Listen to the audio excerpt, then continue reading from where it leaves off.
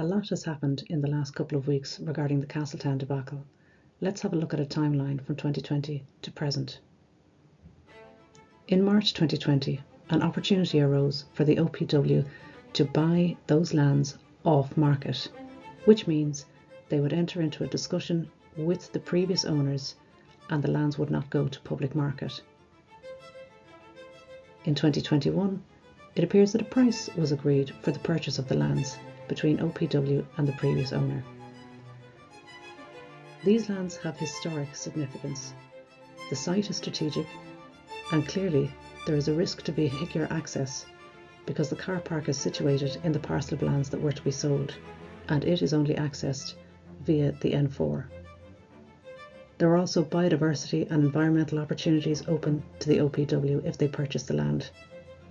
And the OPW were aware that there would be severe public resistance to alternative car park sites in the event that access to that car park was not secured. However, at some point in 2021, it appears that the Department of Public Expenditure and Reform were unhappy with the price that OPW had agreed with the previous owner, and the deal was off. As you can see, this was reported in the media. In 2022, the lands went up for public sale. At this point, the OPW warned the Department of Public Expenditure of the possible risk of ransom, in that a new owner could leverage the situation and leave OPW at a disadvantage.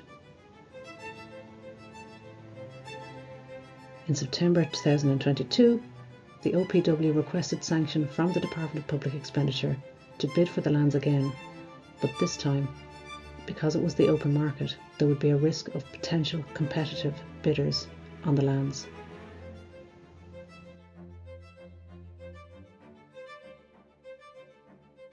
In March 2023, unfortunately, it became clear that the OPW's bid had been unsuccessful, and Kilross and Springwood bought the land privately.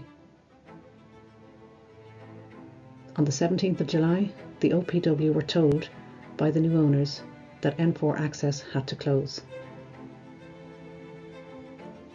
At some point between the 1st and the 8th of September, one or more Kildare County Council officials were made aware that there was a risk to the N4 access point and therefore a risk to the car park.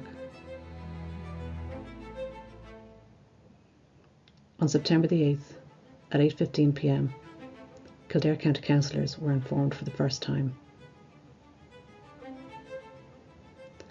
A statement was issued by the OPW around that time, detailing that they had entered negotiations with the new owners regarding a licence for access to Castletown House and Parklands from the M4 motorway, and that it had been not possible to agree reasonable and feasible terms for access.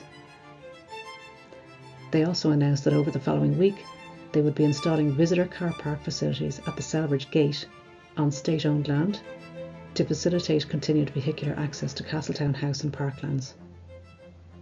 Naturally, this came as a shock to the community of Selbridge. At 7:30 a.m.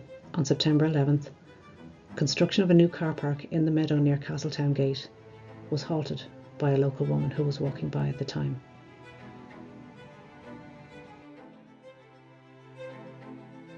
On the 13th of September, due to public outcry and protests, the OPW were forced to return to those talks with Kilross regarding car park access. There was enormous public support for a successful outcome to those negotiations, and the people of Selbridge, Leixlip, Maynooth and surrounds rallied to Castletown's defence. On September the 18th, a public meeting was held.